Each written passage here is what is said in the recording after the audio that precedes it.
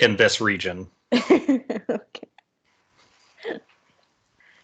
Oh my gosh. Okay. Well, I'm excited to hear what your drink is made of. It's pretty stupid. That sounds excellent. The stupider, the better. All right. Well, I'm gonna start. Well, here we are again, and today's podcast will be brought to you by Marriages Arranged by Netflix, and also the public evisceration of Mike Bloomberg. This week's podcast is also brought to you by Canvassing and Not Jinxing It. I am your host, Madison. And I am your other host, Jesse James. Woo! I feel like we actually have some good news to talk about this time. Yeah. For Canvassing, our mutual friend who will probably be reading in the near future went out and did canvassing today. So awesome. I wanted to support that because I think my social anxiety would make it impossible or close to it. Yeah. But it sounds like it was relatively positive. Yeah. my internet's cutting in and out. Oh, cool. So I'm getting like every other second right now. Mine's great. Mine's great, so it should all be just fantastic. That's perfect. I was rewatching some of our old podcasts, and I spotted a part where I think it like lagged out on one of our ends. Oh yeah. It just like kind of like skips to it. It's weird. Oh. But, I mean, yeah. That's what happens when you edit like we do. It looks perfect.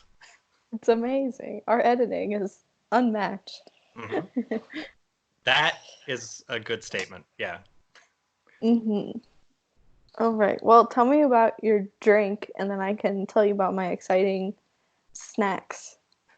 So today I'm drinking what I'm calling a hot mimosa. No. No.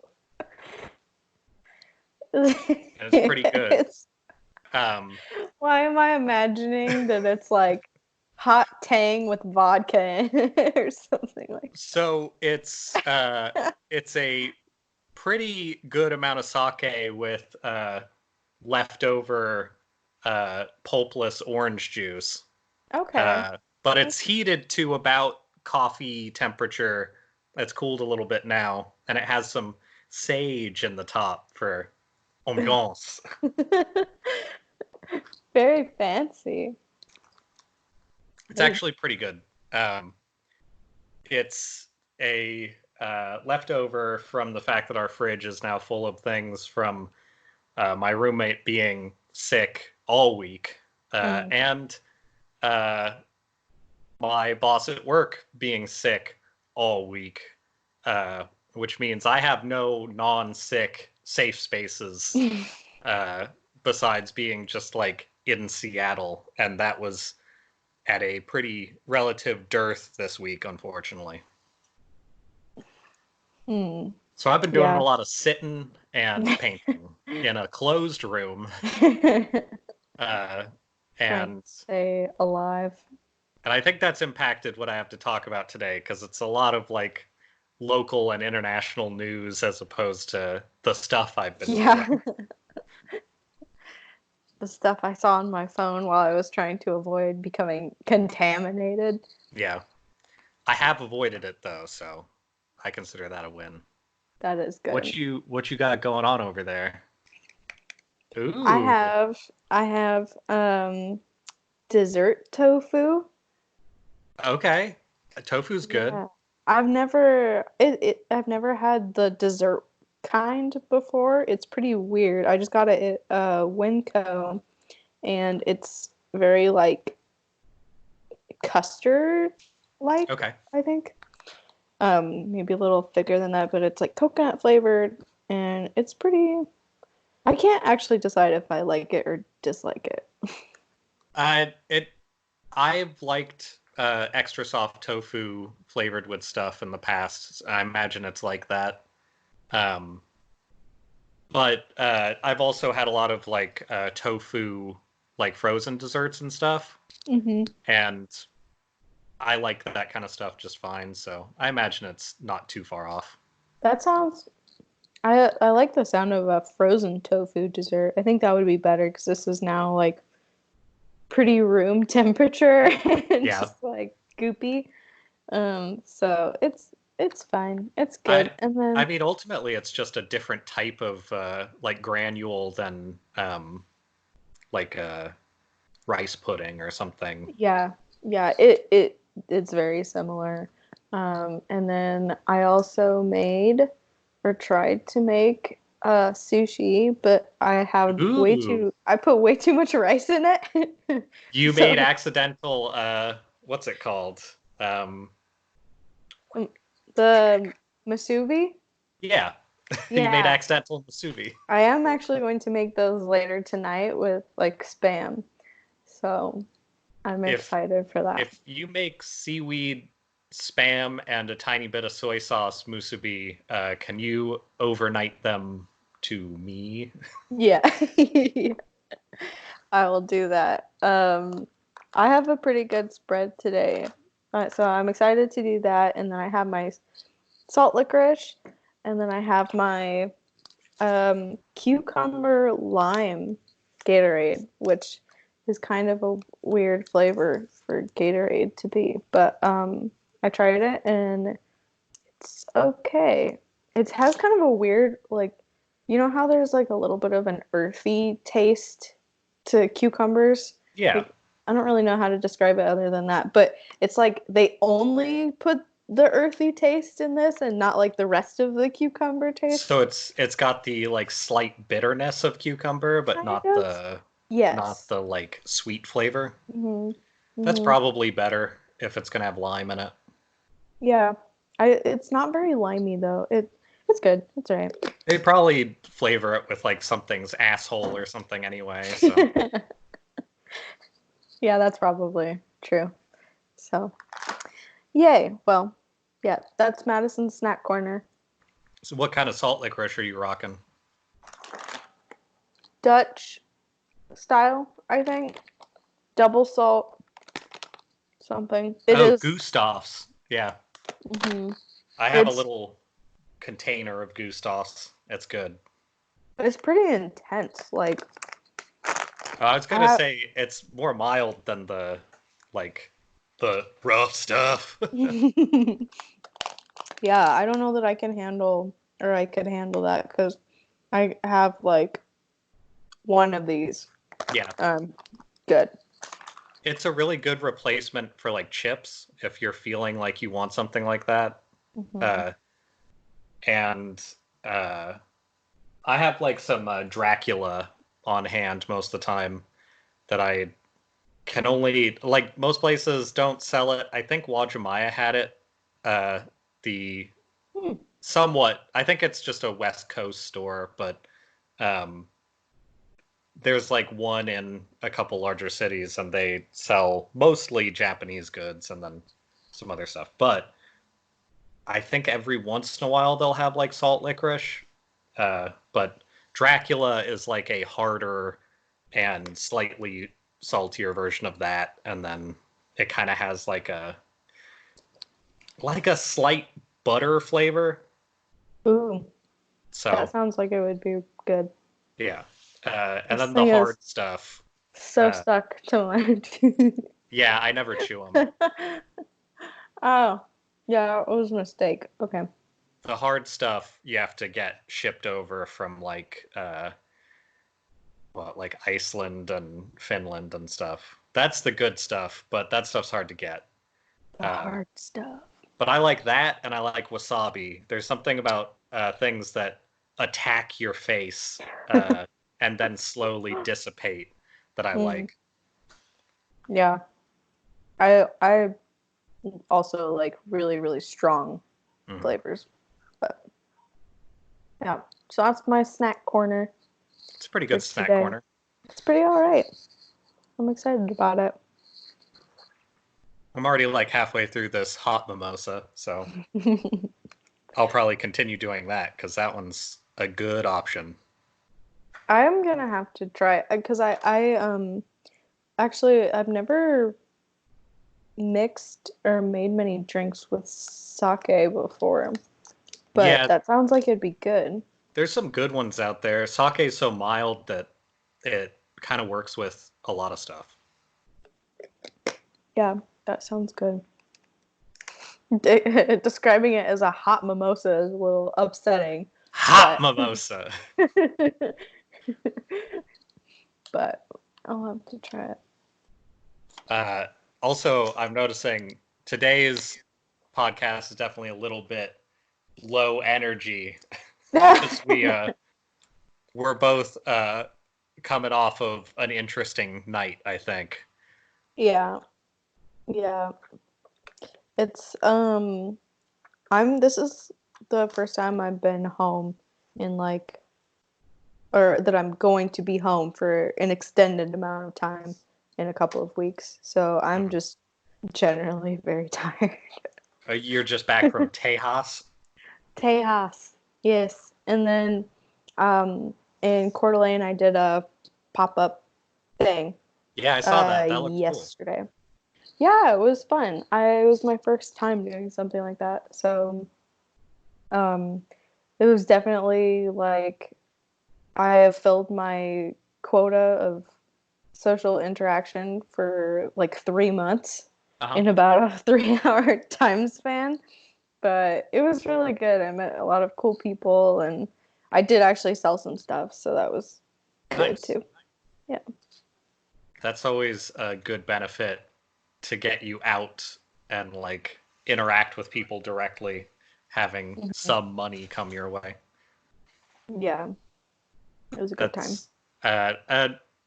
I don't think it's the ghost show that got deleted, but back in like an early show, I talked about Artsy, which is a like super weird, kind of predatory, like art party company. Mm-hmm. And I got a lot of confirmation from other people just like a week or so ago that it is indeed as bad as I thought it was. So just re-upping on not interacting with Artsy. I think the consensus was that they're a bunch of assholes. So they make you buy a spot, which is fine if it wasn't as expensive, but it's like the price of showing at an outdoor show where you're like setting up your own space and taking like all of the money that you get. But they require you to sell like 20 plus tickets per person as part of your entrance fee. And if you don't sell it, like a worse version of a school like chocolate selling thing, if you don't sell it, you have to buy them. Yeah. So those tickets are also like $20 a piece or so. So you're on the hook for like quite a bit of money in the end. Just for the opportunity to put your art in a room for like a couple hours. Yeah. It's a bad deal. Yeah. I keep getting I'm still getting emails from them like every once in a while. Yeah. Don't do it. They're bad dudes. But in case that episode is the ghost episode, or in case somebody listening to this at any point is thinking about doing that, it's a much worse thing than it sounds like, even just looking it up initially. Yeah. Something very ominous about preying on artists, and especially with it being under the guise of, oh, we're gonna, help you out and lift up, young, aspiring career artists. Yeah, But it's angled at people who are not successful, like yeah, people who are currently trying to get more success and meet more right, people. right. And their version of doing that is, well, you must have a few $100s to spend on nothing, right? Uh, Yeah. there's a reason why poor artists is a stereotype, and they seem to not give a shit about that. No, well, they seem to be actively taking advantage of Yeah, the fact. So, yeah, public service announcement from us. Don't do that. don't. Though if you talk to them about their shittiness via email response, they will probably send you free tickets. So I guess uh, that's a thing. Oh, Um, I huh. got free tickets to one. I didn't go, but uh, that's also incredibly suspicious. That's kind of. Yeah. Saying like, Huh. well, I feel like this is a really predatory thing you're doing, and then they go, "No, come on, here's free tickets." Come see for yourself. Yeah, thanks. Yeah, okay. Yeah. Um, all right, so I feel like you had some good hopeful news. Uh, do you want to Yeah, start off? sure. Well, Bernie Sanders won Nevada, so and uh, with the exception of what was the first one that they truly Iowa. The one that he won the popular vote of? Yeah, Yeah. yeah. So he won all of Hmm. them. Yeah, essentially. Yeah. So it's looking good for him, and I hope that it continues this way. I was really surprised that I thought I read that like Biden came in second in Nevada. Oh, Did really? it? I think so. I'm really surprised about that. I'm But not. Uh, really, yeah. So, as an addition to this story, I got texted at like almost 1 in the morning by one of my parents the other night. Somebody who I actually, um, man, it's going nuts outside. Somebody who I actually have like a lot of uh, respect for, like their thoughts on most things. hmm Um, it's not one of those parents that's like, come on. And um, they were concerned that I was noticeably pro Bernie on the internet. Uh, okay. and honestly, all of the things that affect me would also affect them. So I think that that's probably showing if somebody who literally like deals with like other people's pets and things like that currently for a living, and then also um, has like lots of time to like read on things, isn't seeing what the issues are that actually like make that a really good choice and make like even Warren as a really good second choice is so much like more lukewarm on a lot of that stuff. Yeah. Uh, I think that still is my biggest worry of like people just not looking into things as much as maybe they should. Um, hmm but I mean, that's always been the problem. Like, even in the 90s when everything was as corporate as it could be and shitty, and they had that big push for voting for Democrats and stuff, like in the middle of it, it was still like we got it all the way up to like 30% of people are like interacting with our own government. It's like ridiculous. Yeah. Um, anyway, I just want people, if they watch this out there and it's not done in your state, maybe consider like looking into things like how people will be applying healthcare or trying to, and think about the idea of like starting that conversation with what we have going on with the like neoconservative like blockade on so many things, hmm starting it from even where Warren's coming from, where it's like keep it in a generally capitalist like route, but make sure that it's open to people who are more like unable to access it, which is like a third of people in general. Um, it has to start from further than that, or it's just going to get either completely swallowed or come out in such a like Obamacare-esque way that it's not going to matter. That goes for all the issues, though. Like, starting from a position of let's work on it together is a terrible idea, and starting from a position of let's make people do some of the things they don't want to do prospectively is also probably not going to go too far past the next presidency. So I think it is important to think about past the next president and how pushing as hard as you possibly can is actually the only way we're going to get what we want in any kind of fashion. Especially because people like you and me do want to live longer than, 75 or 70. Nice. And right now, our like generations are not looking like we're going to get great healthcare without something like this. And past that, like, debt in general needs to be looked at and stuff like that.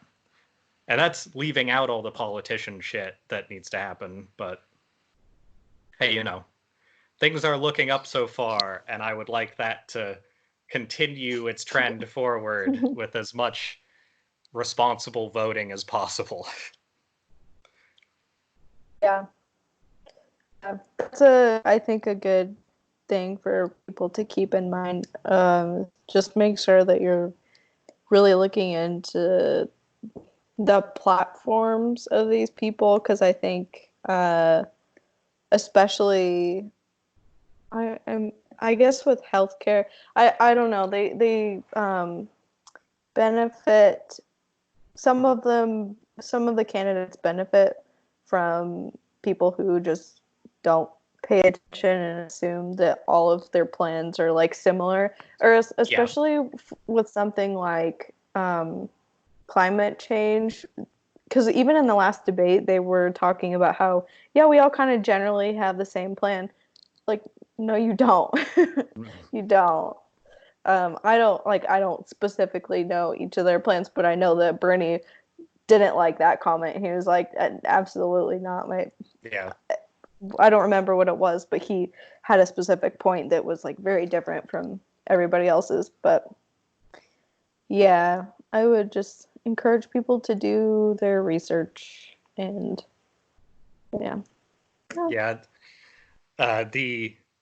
that, to bring it back around, that is what I think the Biden vote is. Assuming that all these candidates are the same and you're just picking the one you like.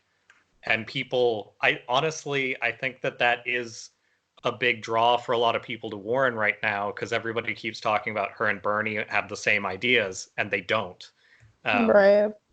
A lot of the Sanders points are, we need to stop looking at everything from a capitalist perspective. And the Warren points are, we have to stay a capitalism. And that's a huge difference in every one of their talking points. So, like, if you think that their talking points are the same, it's completely based on different stuff. And while she would do a much better job with like almost everything that she wants to do than everyone else on that stage, the Sanders stuff is so much better for everyone in the country. But that Bernie Bros being toxic meme that kicked up is incredibly effective for especially slightly older Democrats and stuff. Like, I think that civility politics thing is super good at pushing them away from the Sanders stuff.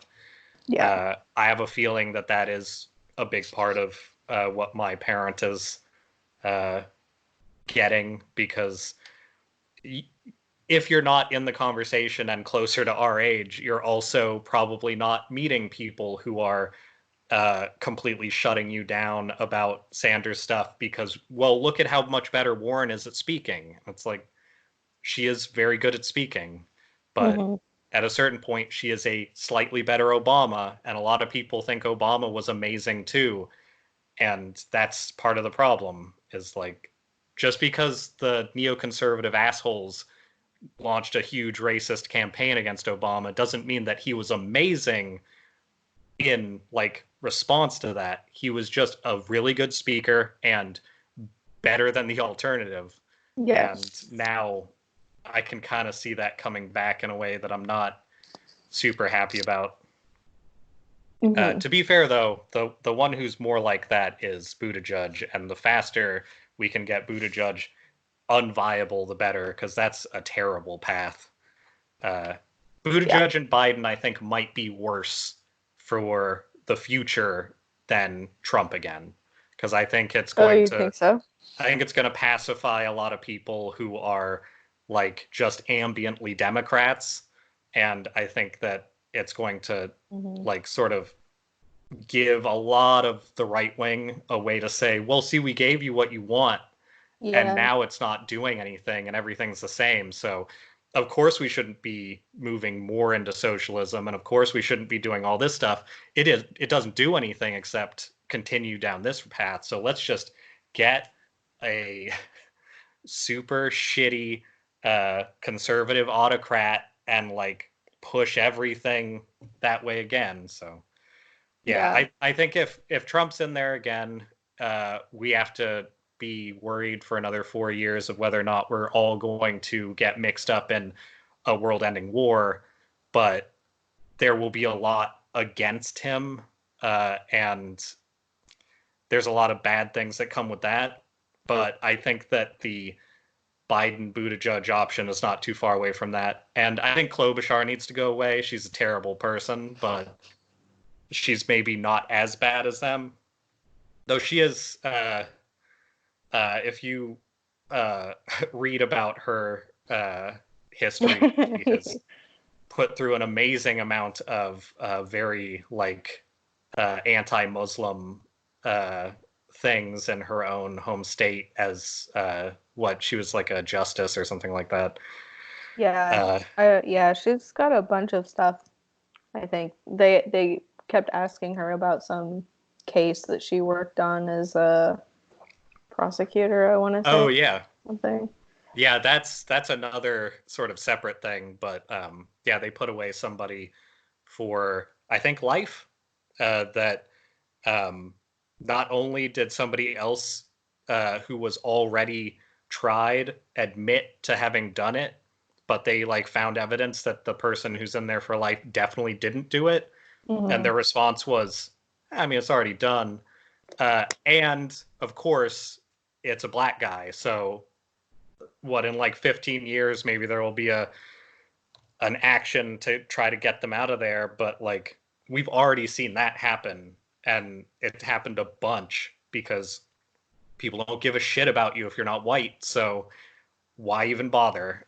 So maybe don't look at Klobuchar as like just a middle option, because she is also a piece of shit.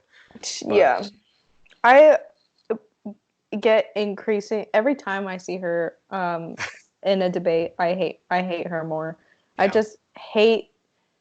There's nothing that I hate more than that stupid like, I'm a salt of the earth Middle Westerner. Middle Western. Am I saying that right? Yeah, Middle Westerner. Midwesterner. The hangover jumped out. Okay.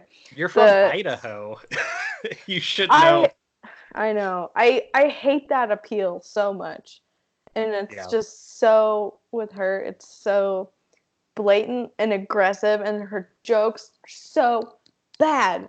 I hate it. It's like, it's not even like haha funny mom joke. It's just like, shut up. You're not fun. I don't know. I can't stand it. I think part of that is that we both come from sort of non-distinct religious hillbilly origins. Yeah. So we know those people really well, and they fucking suck. Yeah, I mean, yes, it's because I know real life people who are like that, but there's nothing worse than a person who isn't that. Like, try so hard Oh yeah, and to be to come clear, I off that mean way. people like that, meaning people like Amy Klobuchar who live in the city and act like they still have their roots, but are totally shitheads about everything and elitist about all like racial and money matters whatsoever. Like Hmm. that is super common when you are like living in a place that's got a huge population or big. Uh, you meet a lot of people who like to talk about how, oh yeah, I work at Amazon, but I'm a hillbilly at heart. It's like, sure, yeah, you bet. Yeah, I just can't stand it.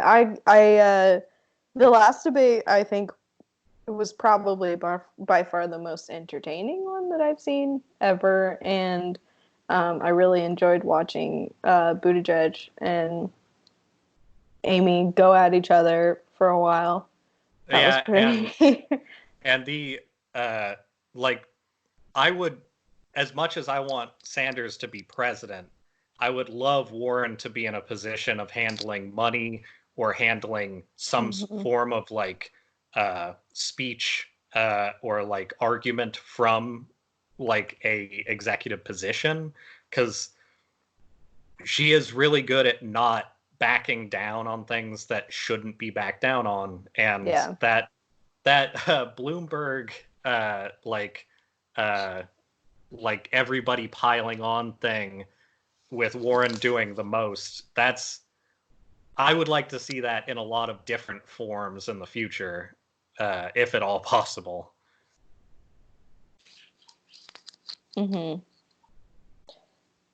Oh, oh, okay. It froze for a second, but I we're thought good. so. We're back. Yeah. More yelling at rich people. That sums up what I was saying. Please. Yes. I just so much joy filled my heart during that portion of the debate. That was the best thing. So, for like people who are listening slash watching that maybe didn't see the debate, there was probably a good 5 minutes where Elizabeth Warren just like uh, it just totally eviscerated Bloomberg. He came so painfully not prepared Yeah. for that. And it was great to watch everybody take turns like telling him to absolutely fuck off. Everybody was like rightfully pissed off because he shouldn't be there. Hmm. You shouldn't be allowed uh, to just buy your way into anyway. But she, I think it was the NDAs that were brought up that he has going Yeah, on at his like his sexual company. harassment or like misconduct NDAs. Yeah. And she just pressed him on it really hard. And also like the stop and frisk policy stuff that he Hmm. didn't really address that much or that well. He just kind of said, "I said sorry a while ago, and I Yeah. was just trying to not have murders." But she did such a good job just really pressing him on that, and he looked like an idiot. And I think that's exactly what needed to happen because he's clearly not prepared for that. I wish we could get rid of this like generally held misconception that being a businessman or a good businessman translates to being the fucking president. Yeah, it's Like, terrible. that's stupid. That's so stupid. Um, God. But after the debate, Michael Bloomberg's Wikipedia page got edited. Someone changed it made his cause of death Elizabeth Warren, which was really good. And I don't want to pass over. Um, there was also a comment about properly paying his employees that Sanders got in there at some point. Uh, Oh, good. I and I didn't think catch that's that. important because I think a lot of people don't even think about how yes, rich people have done something, but most of the time it's because they have a lot of people under them who do something that they don't get paid enough for. Yeah. And that even would be attributed to something like Amazon, where like a lot of people work for Amazon and are barely making it, and a lot of people work for Amazon and are rich compared to people like me and you. But the person running Amazon has more money than most countries, and that's maybe something that, even if that were what we were after, should be in the hands of everybody in that company. Mm-hmm. Also, that's what socialism is, in case anybody's afraid of it. It's wealth distribution, not wealth stealing. Like Mm-hmm. it's important to remember that like rich people aren't rich because they did good things. Rich people are usually rich because they found a way to get other people's money. Yeah. I don't know why um there's I don't understand the very conservative mindset of, oh, if a person is super super rich, it's because they worked really really really hard for it, which like clearly you did something, but that doesn't mean uh yeah, that you should have like $1 billion. Or inversely, if you're poor, you're like lazy and Mm-hmm. bad. So I don't understand where that comes. I understand some Why? of where it comes from. Do you want to know what it is? Yeah. Yeah. I was making the money I symbol with my hand. yes. for for the audio people. Oh yeah, yeah. Um In the future. in the future audio people. Gosh, what I there's something else. Oh, also, I don't know why this needs to be said, but it just does. Socialism is not the same thing as communism, Mm-hmm. and I feel like nobody knows nobody Yeah, knows that. Uh, Fox News certainly doesn't. That yeah, that shit yeah, is all about how like fucking Chris Matthews with his "they're gonna murder us" shit is crazy. But if you see the other people on that channel, they are equally crazy, hmm but they have less, I don't know, universal following maybe. Uh, yeah, people trying to say that things like funding healthcare as a universal healthcare isn't. It's not that it's going to be expensive and things are going to have to be redistributed, and it'll probably have to fuck with like how doctors make their money and stuff. That stuff's all true, but they're trying to say that it's going to be something that like bankrupts every person in the country, and it's like, how no, do Canada and Britain have it then? Like they yeah, just they just did it and they love it. Like you would think, as a yeah, country that is wealthier than both of those countries, we could probably make it work. Like that's not a weird assumption, but whatever. yeah. I hear a lot of people like when I get into it and have discussions with people about uh, people who don't like Bernie. I'm kind of referring to a conversation I had with a family member recently, Fuck. and Hot mimosa's good. Sorry, oh, continue. it's all gone. Um, but Conversation with I a like family member. totally lost my train of thought. The hot Not mimosa. family member, doesn't like Bernie, conversation you had with them. Yeah. There's a lot of comparisons to like what is the name for that? Like, there's a lot of like worst case scenario thinking of like, if we elect Bernie Sanders, we're gonna turn into Venezuela. Oh, yeah. Uh, the Venezuela, the place that we did that to them. Yeah. And like people usually point at the fact that we tried to install somebody and that didn't go well. We did that to them before that. That was part of it because they were starting to have some success with socialism, which is what we've done to most places that fail with it. Yeah. Yeah. So that's conveniently left out of the equation, but I wish people would I don't know, be more be more informed about what exactly you know, how those things are not the same. And also I hate this like slippery slope argument to like, oh, if we do this, it's gonna immediately turn into this. Like, have you ever, or like, are you familiar with the government? Almost, they do almost nothing most of the time. So how are you thinking that like overnight it's gonna be like completely dismantled? Well, if you listen to Chris Matthews, Bernie's going to, the night he's elected, he's going to declare himself God King, which is totally not a problem since Trump's like trying to do that every day. That's fine.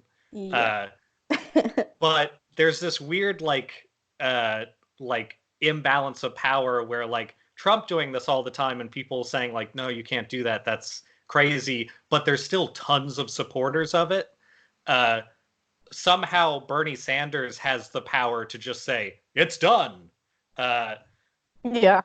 And that just makes me feel that same annoyance at growing up around people who are religious and like seeing people in religious small towns. Basically, it's not like a mafia where they own the town in like a aggressive way. It's just like everybody here is Christian, and you just get a slight overtone of like, well, that family isn't, but that's fine. They're just a little weird. And it's this like seemingly well-meaning way of pushing people out and having control over an area, which sucks, but is like just sort of the way people work. And then those same people turn around and say, why are we so oppressed? We need to get more like God into school, and we need to get rid of abortion and stuff like that. And like it's that same weird persecution complex of like, well, they're oppressing us by not doing this. That's what it feels like with the conservatives of like, well, they're oppressing us by not letting us have a eternal president that pushes all of our things through and puts our entire country in danger daily. Like, there's no logic in it. It's just weirdos trying to get what they want and a bunch of people under them who are totally normal people not paying enough attention to just realize that like, oh, I don't want this. Like, I don't know. It sucks because all poor people lose with that system. Yeah. And poor people is most of us. Like, rich people being like somebody who has like over $3 million, let's say. There's not that many. There's like, what was it? Like, I think it was like 9 or 10% of the country has like over $1 million. It's a lot, but it's really definitely, that's actually I think it's close to that. Don't listen to me. Look it up. But last I heard, it was a large amount of people. When you think about like percentages, but like none of those people should have that much money. What's the point? I'm gonna look that up to verify. Just so we're not being assholes and like misleading everybody. I'll never understand like a lot of the conservative. Oh, sorry. It's about 5%. Okay. Have more than $1 million? Are millionaires, yeah. Okay. That's actually less than I would have thought. But okay. Well, 5% is still about 7.2 million households, it looks like. So it's that, I think that is the number that I was thinking of, is the households number. okay. And I just round it in my head. But you know, that's why you don't take information from people when they just yell things at you. Anyway, it's a lot of people in like a perspective, but like as of the last census, there's like 350 million or something in that range in the US. So like it's not that many people, and the fact that everybody else is below that is kind of frustrating because they're not going to be taken care of, not in the same way. Right, and not not even just like that, but for I'm imagining a large portion of those people, there's not a lot of opportunity for like upward mobility. Mm-hmm. So that's another fun thing. But what I was saying earlier is that I don't really understand like the conservative leaning people that I talk to who are also religious and have this like hate for the idea of socialism.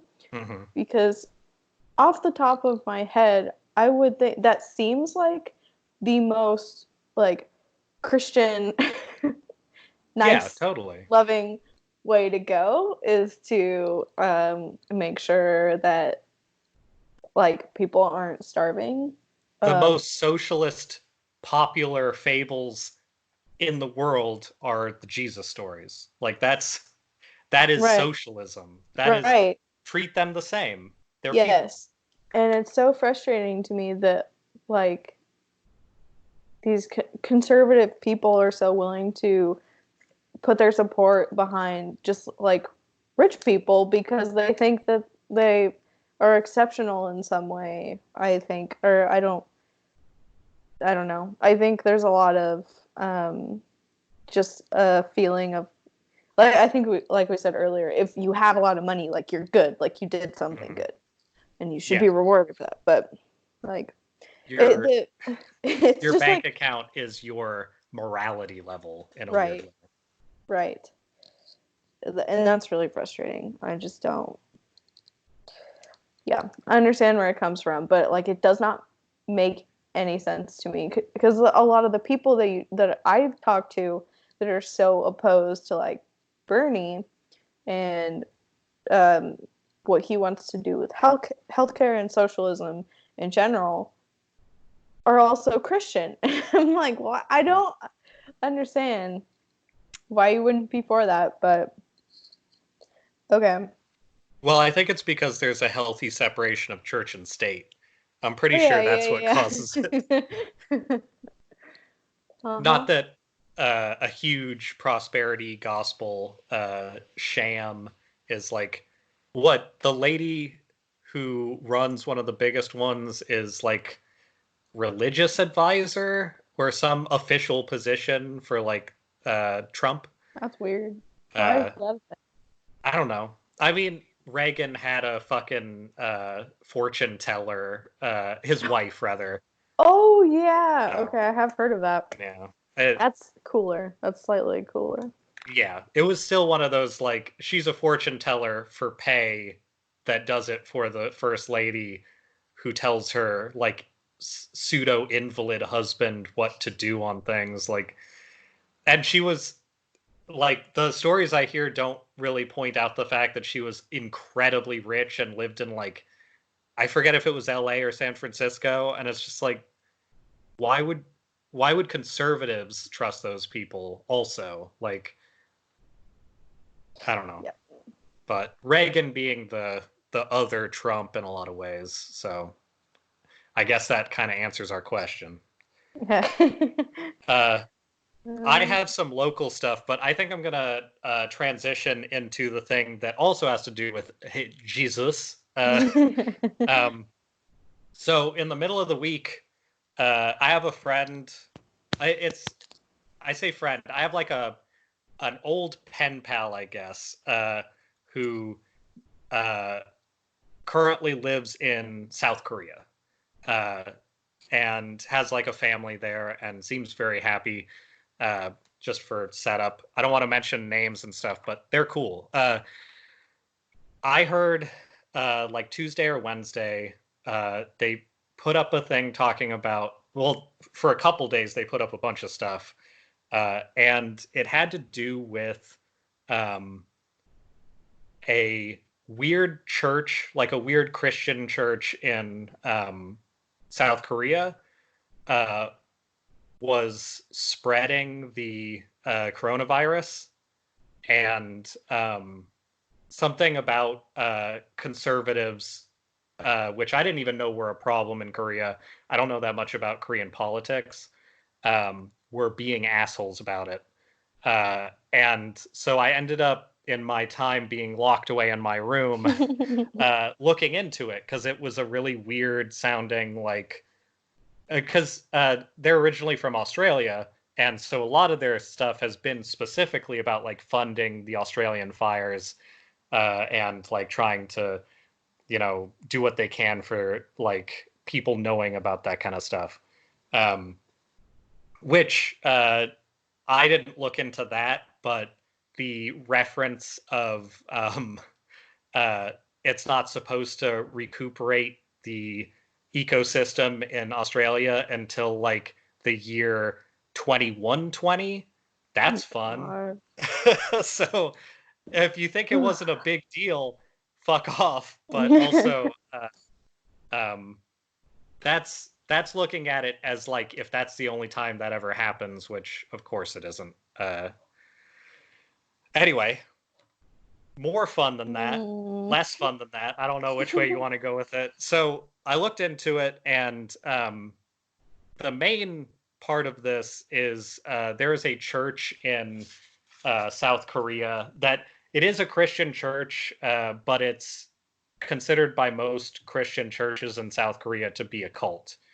So I don't want to make people think this is like necessarily an anti-Christian screed, but I'm very into the history of Christian and Catholic like death cults and things throughout history, because one of the main things I ever heard growing up was Christians never hurt anybody, and people like pushing away the whole like crusades thing is like, well, that was like old conflicts, which they're not that old, but also like that's a huge deal. Like that's not nothing.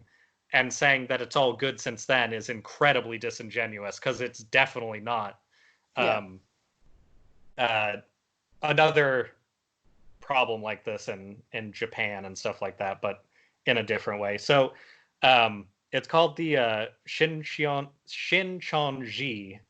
Church of Jesus, and so uh, this is like a it kind of the initial bit that I read about it reminded me a tiny bit of the Mars Hill Church in Seattle, which I've mentioned in an earlier podcast. But it's like a weird sect of Christian church that is very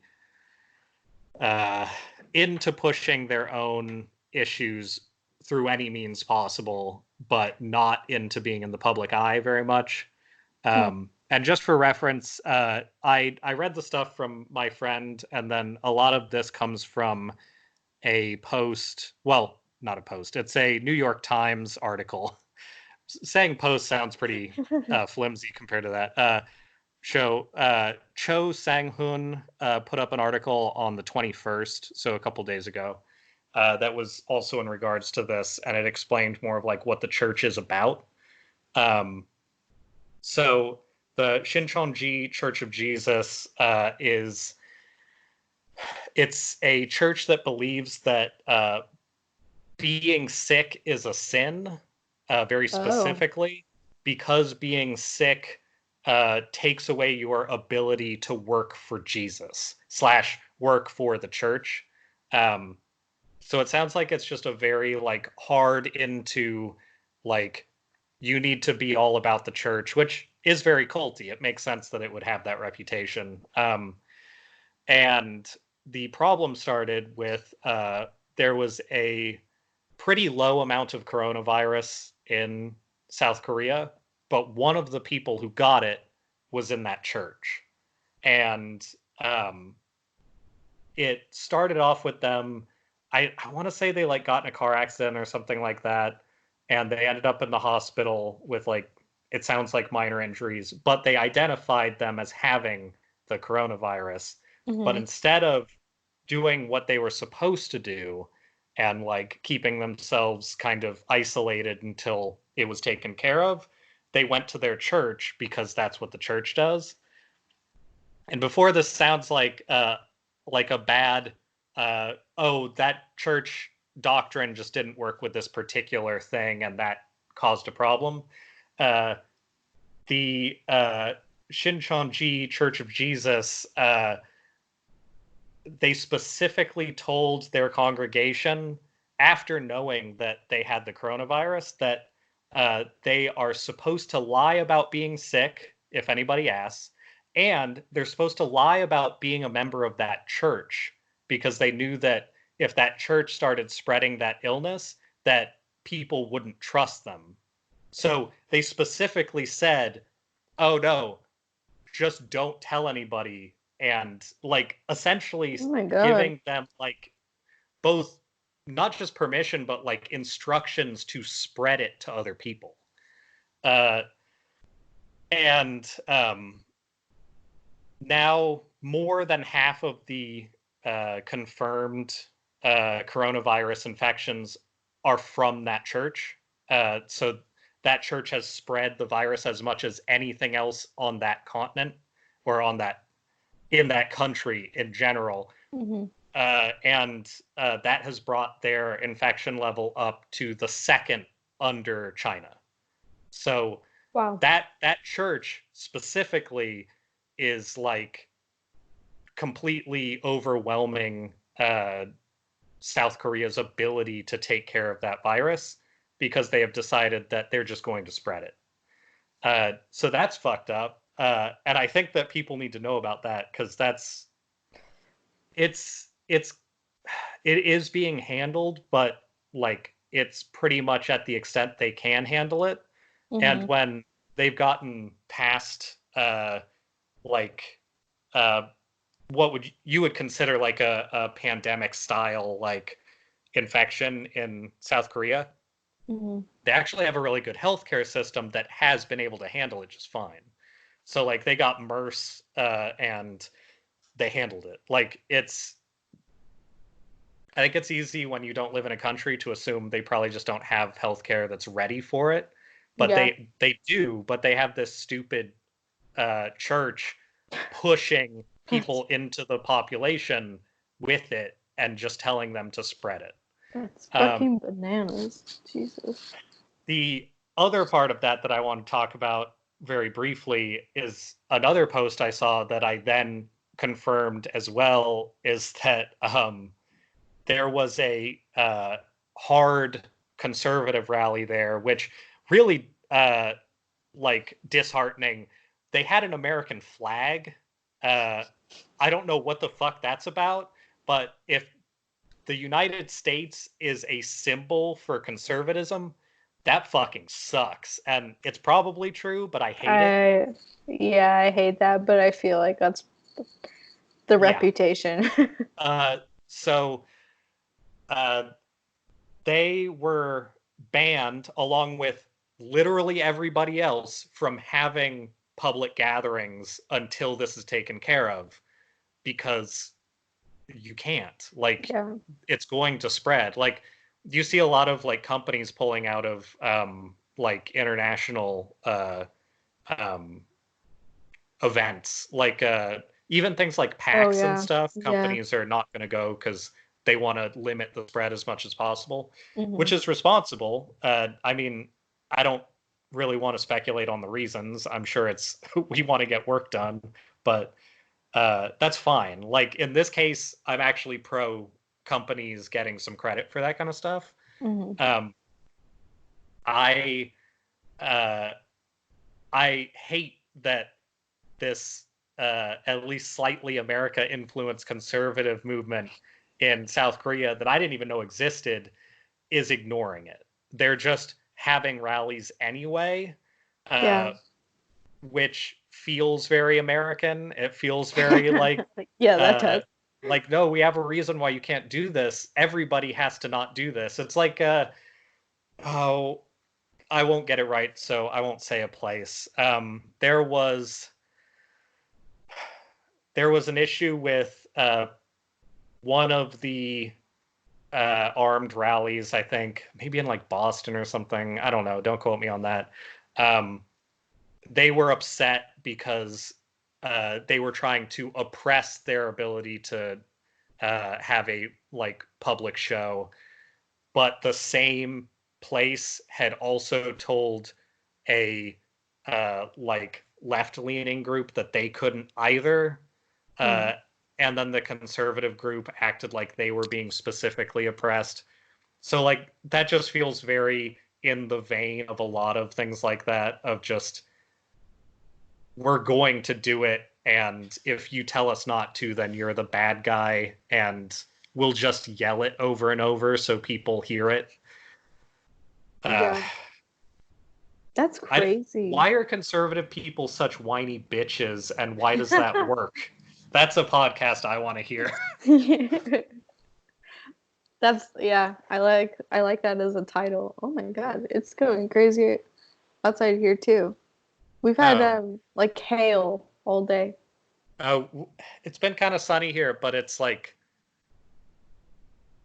there's like a weird wind tunnel sound outside, so I know it's a little rough out there. Yeah, I like hailstorms. I think they're cool, at least when they're small. Yeah. That's pretty fun. That's insane. Wow. So that's the Shincheonji Church of Jesus. It doesn't sound like that's going to affect other parts of the world or anything like that. It's just, I think, important for people to remember that you shouldn't rank people in a community by what they do in their free time. Like, people who do something like go to church and people who do something like go hang out with their friends at a bar aren't really doing things that are different. I know a lot of people who go to church who don't support anything, and a lot of people who hang out in bars who will then donate to lots of things. Morality is absolutely devoid from those as like a ranking. Like, you can't consider people different just because they decide that Jesus or Buddha or something along those lines is in their free time. But, you know, most people probably already know that. Maybe. Do they? I don't know. No. I'm glad you brought that up. I never would have seen that, because you said you read it in the New York Times. Yeah, well, I found it in the New York Times after I read it from my friend, because they definitely were the first source I saw of it, and I wanted to see if it was true or not. So, but it is, and it is shitty. Yeah. I know somebody was mentioning from Australia that being knowably sick with something that is being like monitored by the government like that, if you then force your way into places without telling people what you're doing, it's considered assault. And I think that there are similar laws in the US, but I didn't look that up. But it sounds like there may not be laws like that in Korea currently, so maybe there will be soon. Yeah, hopefully. If there's a group of people who think that's totally fine, they probably need them. Anyway, wow. In a slightly more heartening thing, I'll turn it into some local stuff, unless you have something good first, because I feel like something else has to be. I do have a lighter topic we could transition to. I'm pretty excited about hearing about this, because you told me it existed, and I purposefully did not look into any of it. Okay, good. Well, I'm sure you'll want to after this. Okay, so I've been watching a new Netflix show called Love is Blind, and it is awesome. I'm really loving Netflix seems to be kind of delving into these like with The Circle, like these weekly kind of reality TV shows where they add different episodes weekly. So I'm very here for that. But this one, the premise is they have I can't remember the number, but they have like a group of guys and girls. Everybody's super hot, of course, because it's TV. Well, yeah, they have to. Yeah, well, that's an important detail that everybody is really attractive. You sent me that tiny clip, and my first thought was like, these don't look like real people. I'll come back to that. Okay. So so there's a group of guys and girls, and they hang out in like their own areas, and they do like rounds of kind of like speed dating. Okay. And how they do it is like a guy and a girl will go into these adjacent rooms called pods. They call them pods, and they share a wall, and the wall is like aesthetically cool and lit up and whatever, but they can hear each other, they can't see each other. Is the whole thing. So they just sit and talk, and they do these they have these really shitty conversations, and everybody like later in the series claims to have like bared their soul to these other people in these conversations, and I don't see much of that happening, or they're not showing it. But is this like I told them about my cheese allergy kind of bare your soul? Kind of. Yeah, it's like, oh, I have a golden retriever. Oh, I also have a golden retriever. Kind of. We're so compatible. Yeah, so what they do is they do that for I can't remember how long. I think they did those like rounds of dating for like a week. And then the way the show goes is at some point someone will propose to the other person. Okay. And they pair off. Wait, like 90 Day Fiance, like real propose, or like real propose, like just not having seen the other person at all. Oh, okay. Yeah, I'm starting to see how this goes. Yeah. So once they all are like paired off and everybody's proposed to somebody, they finally get to meet in person. Mm-hmm. I think it's so funny that they make such a, like, the whole point of the show, their whole thing that they're like not MCs, but like their hosts will say over and over is that they're trying to prove, or it's like an experiment to see, is love really blind? That's like their whole thing. Mm-hmm. But everybody's so attractive. So like, what's the risk? Like, there's no risk whatsoever. The only problem in this whole thing is the fact that they're proposing. That's it. My Brad Pitt sleeps too much. It's like the problem is you've created a situation where the problem is not having seen each other. It's the fact that you're trying to get these people married in like 2 weeks, so they don't actually know each other. But it's great. It's terrible, and can you give me some good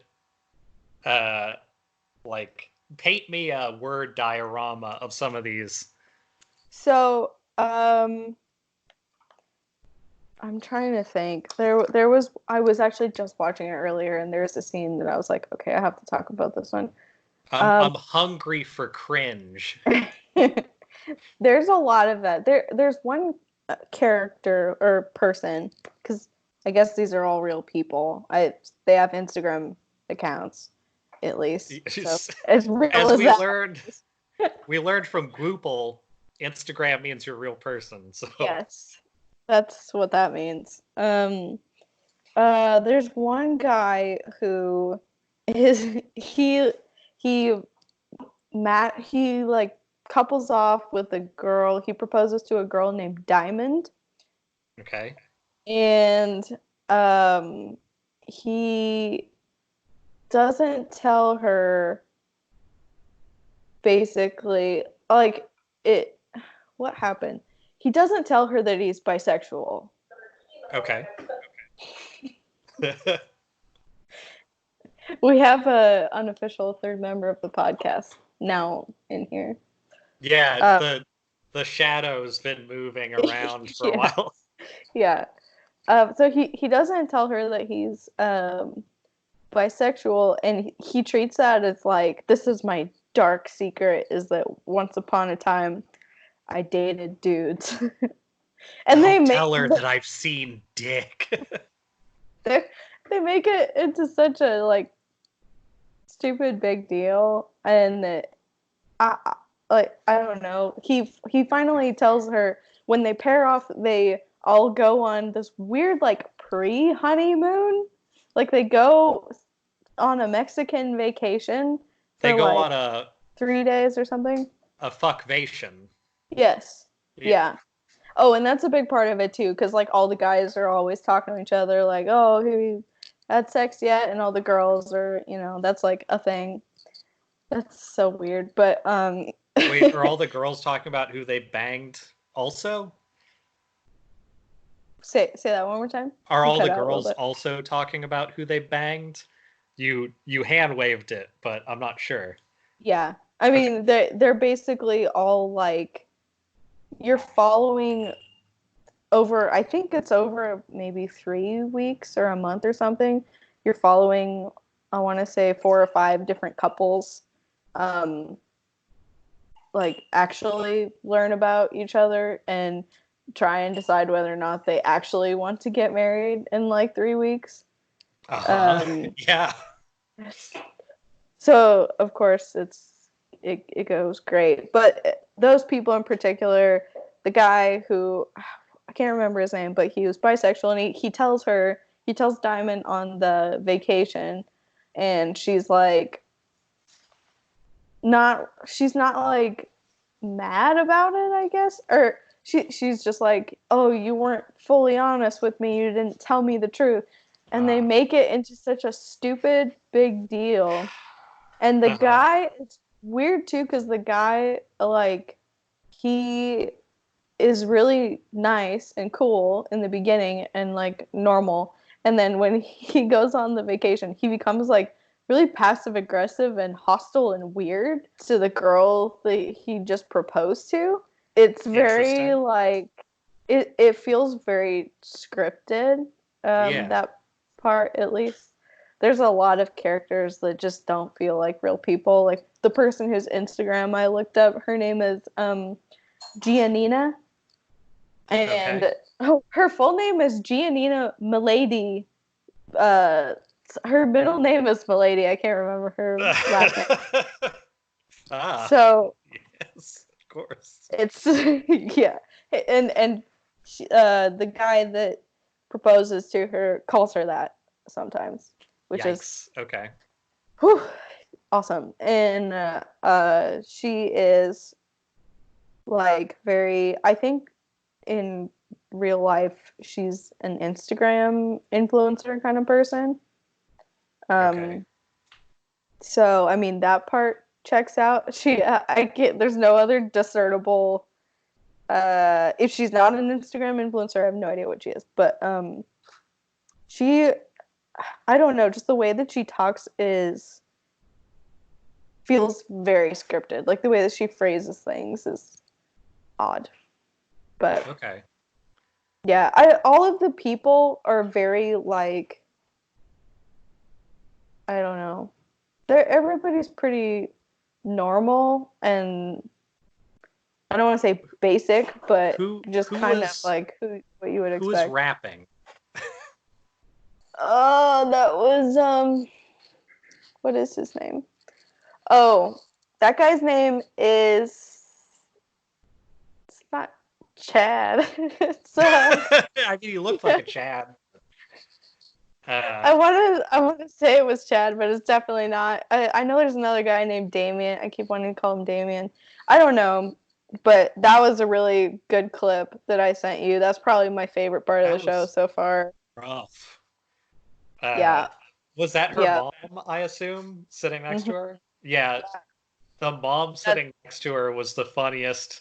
She looked like she was like trying to think of the nicest way to respond the entire time. Just like, yeah. hmm.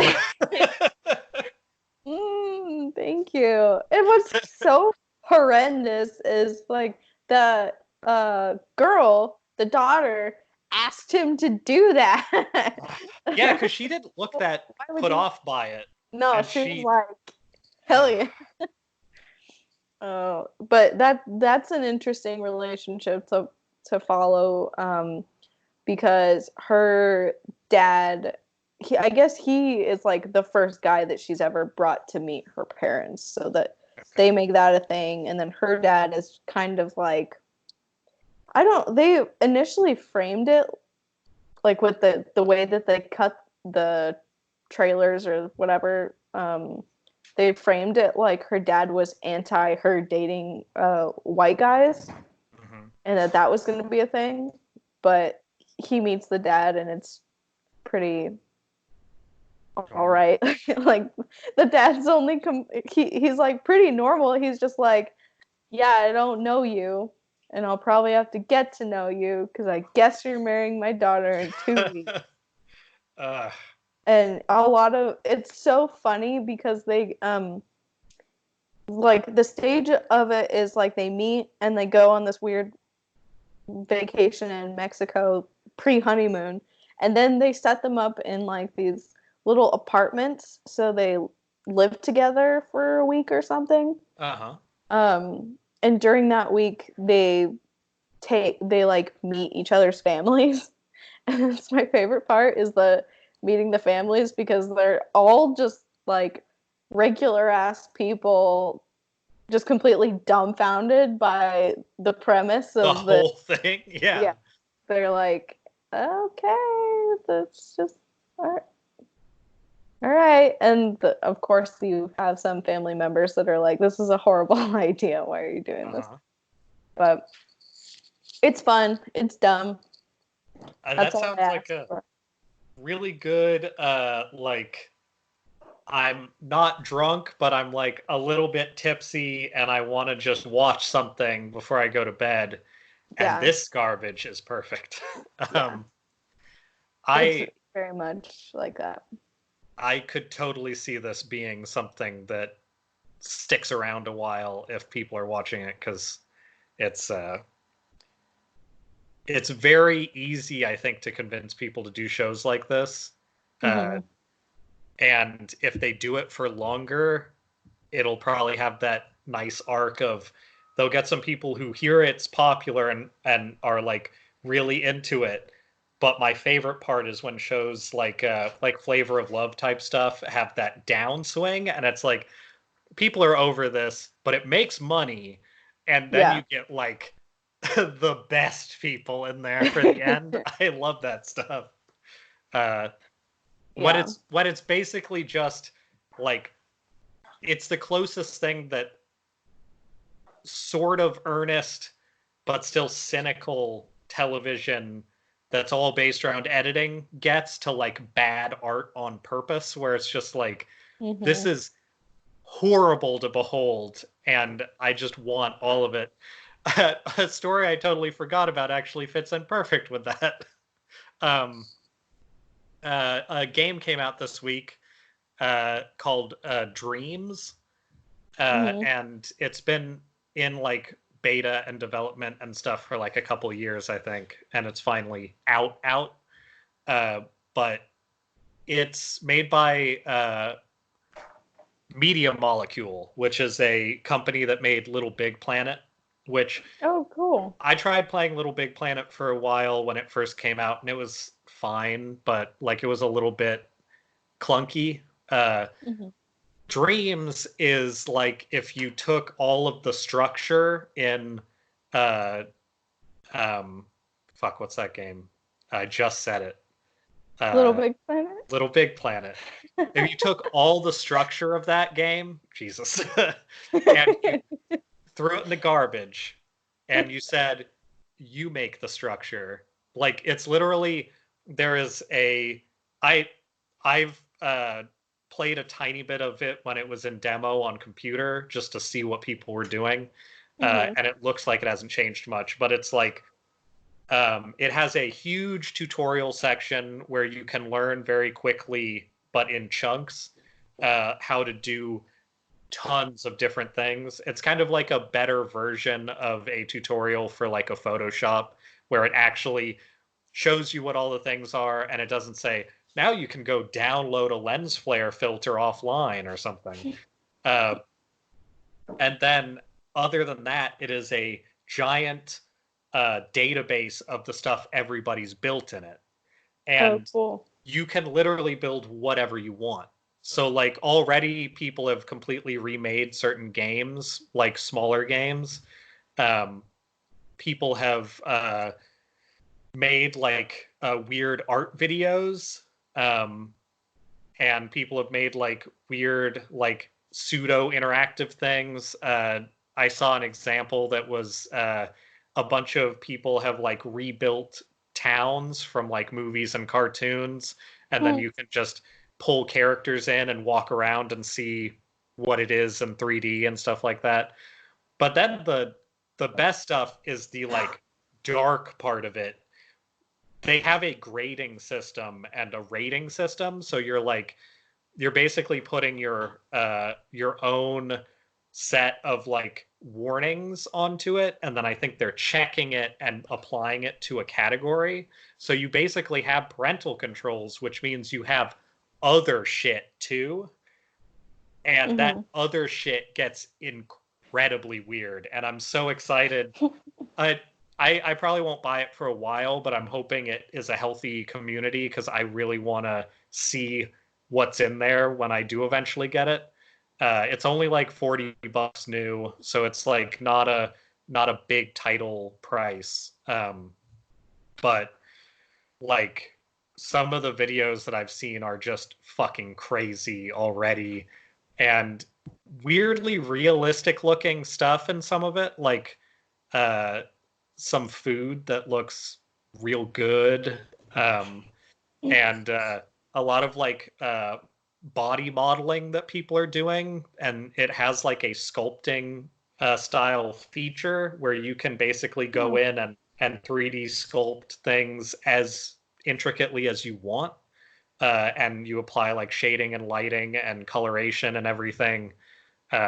It's really cool and like much more in depth than I even expected. Um, Yeah, that sounds cool. yeah. Uh, anyway, um, I want to pimp that because if people like weird stuff, you can find your weird shit there. If you like terrible memes of SpongeBob, Sonic, and everything else brought into aggressive 3D, you can find that. Um, I think there was a level that was made by somebody who seemed probably pretty young or just not very skilled, and it was just a little version of a crude, uh, like swamp hut, and it had Shrek, and it just made fart noises the whole time, and you walked around, and that's it. That's the whole thing, and that to me is a very good system. I wanna promote that for as many people as possible. Yeah, I want to get that. That sounds really cool. I Um, like the idea of having like people modeling stuff from TV shows and movies. That's cool. yeah. Uh, I like games like that, but it's not very often that I see them come out and think that's actually something I want to like interact with. Yeah. Little Big Planet's a good version of that where like I really wanted to like it and it was made by the same people, but the only people who were able to make that much with it were spending hours and hours doing very little in the end, and that's just not really my thing. Yeah, I can attest to that. I've sunk some time into, is it Little Big Planet? Yeah. The game whose name is, I can't do words. I like all of the words that I know are gone from my head. I was gonna say it's elude, elude, It's eluding. a lewd me. I love Hangover Brain. It's great. I feel very sharp and on top of things. Did you have any more stories?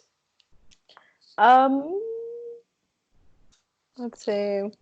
Oh, there was one thing I was going to. Oh, okay. Going back to the Love Is Blind show. One thing that, if you watch it, I'm sure will annoy you too. All of these people. Okay, so now I'm in the stage of like people are getting married finally. Oh, yeah, right. So, I think the last episodes come out next Thursday, but there's these people who like I think there are like two or three couples that this is a problem for.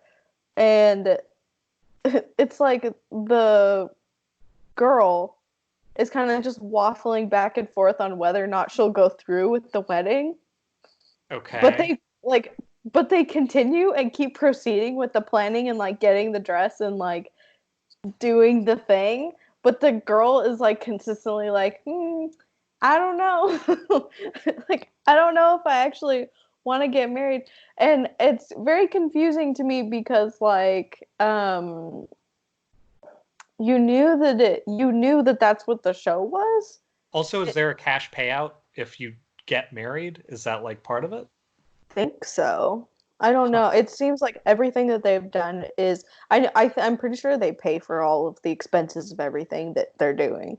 So, I mean, there's that. But like the the girls that I'm talking about, it's not even um it doesn't even seem to be an issue of they're not sure of whether or not they want to marry the person that Hmm. proposed to them. They're just like not sure if they want to get married, period, which is confusing because that is the premise of the show. Yeah, that sounds like the one question you would have gone through Yeah, fully beforehand. I feel like that's the one thing you would have been like, okay, yeah, I know for sure I want to get married. I'm going to go do it on a TV show. But yeah, it's annoying, but it's fun. There's just like I guess a kind of overview of the different couples. There's like that one um Uh-huh. that there's that one couple I sent you the clip of. I can't remember Mhm. their names, but it's a black girl and a white dude, and that's like their thing. That's their struggle. That's And then interracial couple is the struggle. that's the struggle. That's like Okay. what they have to overcome. There's one one couple that there's a like a 10-year age difference between them.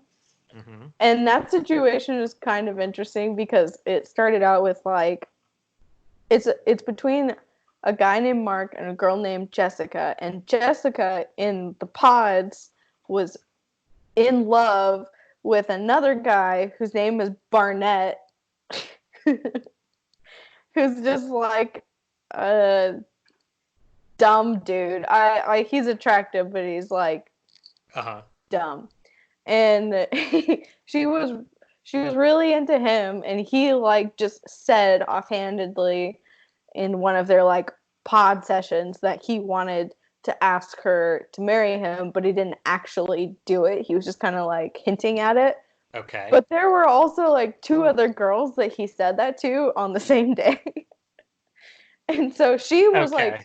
totally into him, and she came back the next day and was like, let's do it. I want to like go. And he's like, yeah, I don't think I meant that as much as I thought. And so she's pissed at him for the whole show. But Okay. they're all like in the vicinity of each other. Like all of this is happening with them together. And so she, like Barnett ends up proposing to another girl, and so there it's just like awkward and there's tension, and then she goes back to Mark, who liked her from, I think, the beginning. He wanted to propose to her, and Uh-huh. it wasn't really a question of like other girls. He was set on her, um, and she just went back to him because he was the only other guy that was interested in Well, if her. nothing else, that's a really nice quick summation of how stupid relationships are in the first place. Yay. It Yeah. kind of just takes all of the time to make good decisions out. Mm-hmm. Yeah. So that's those are like I think the bigger storylines. Is that couple is like they're kind of a big storyline. It's just them dealing with the 10-year age difference, and she keeps going like, do I want to get married? I don't know. Probably not to a guy who's 10 years younger than me. Then she talks to her friends, and they're like, but Nick Jonas and Priyanka Chopra did it, so like you could totally do it, and that like totally convinces her. So it's a good Okay. show. Um, High class quality people also.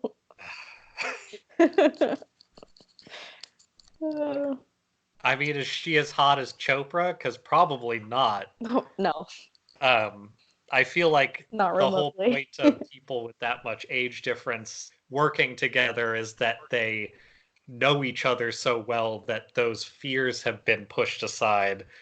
Uh, or one of them is ridiculously attractive and the other one is, I don't know, a Jonas. Yeah, yeah. Or So, you're just different weird pumpkins like I not to speak ill of the dead, but just to mention the dead.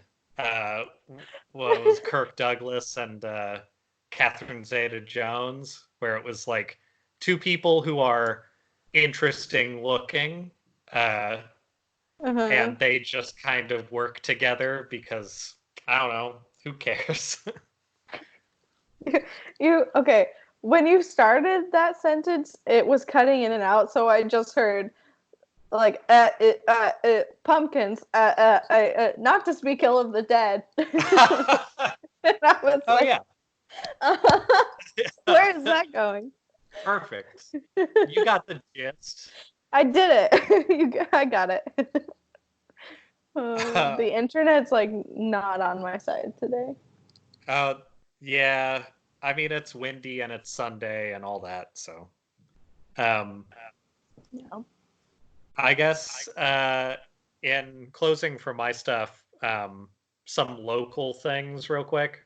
Uh, very newsy without the outside influences that the art community gives me. I feel like I turn into a very boring person. Um, so one thing I was really happy about is so Seattle has communities of like little house structures, like basically like they look about the size of a small storage shed, Hmm. but they're built to look like houses and they're painted and like sided. So they actually have like roofing and all that, so they hold in heat and things like that you would want a house to do. Yeah. Um, and there's been a couple little communities of those houses for the homeless in Seattle. And last I heard, they were threatening to close them down at the end of the year. So, like, kick them all out in winter right before Christmas, it sounded like. Uh, and like not fund it anymore because like Wow. it was partially funded by like local churches and local organizations and stuff like that. Yeah. I found out recently that those things have been funded by new people as opposed to being closed down. And they're thinking of they're set to construct one more in like a southern part of Seattle, and another one is getting set up to also be constructed. So I think we'd have like four. It's super depressing that that is a necessity when we have tons of empty housing in the area and people are just douchebags who treat property like it's an investment and nothing else. But I'm glad that there are people who are getting a chance to live in an enclosure in a safe, like a safety based neighborhood type thing, as opposed to not having doors or walls or anything and just being out in the fucking like city. It also seems like a much better way to get back to something if that's something you're able to do. So at least that exists, and it wasn't closed down. So I thought that was a somewhat hopeful thing, even in the face of everything that's good for people being shut down by our current government.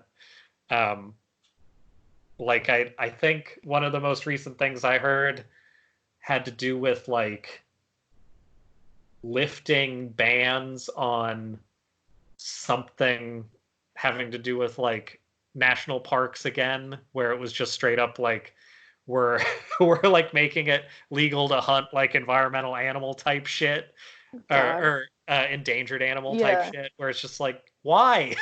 What's the point? Anyway, so that's one thing that's not shitty. And then my last thing was I mentioned him before on here, and I've mentioned him before in life, but Tim Eyman is a piece of shit that does a lot of political action in Seattle, because apparently you're allowed to do that and be a complete like negligent and negative inspiration for everyone. I think he used to be considered a Democrat, and he has finally just flipped into being a Republican, at least. Great. Yeah. But a couple days ago, I think like Wednesday, he was finally, well, let's see, what was it? Oh, I didn't write down the the exact wording. I will just get the exact wording off of the internet, where you're seeing this right now, probably. Because you might be familiar. Yeah, you might be familiar with the internet.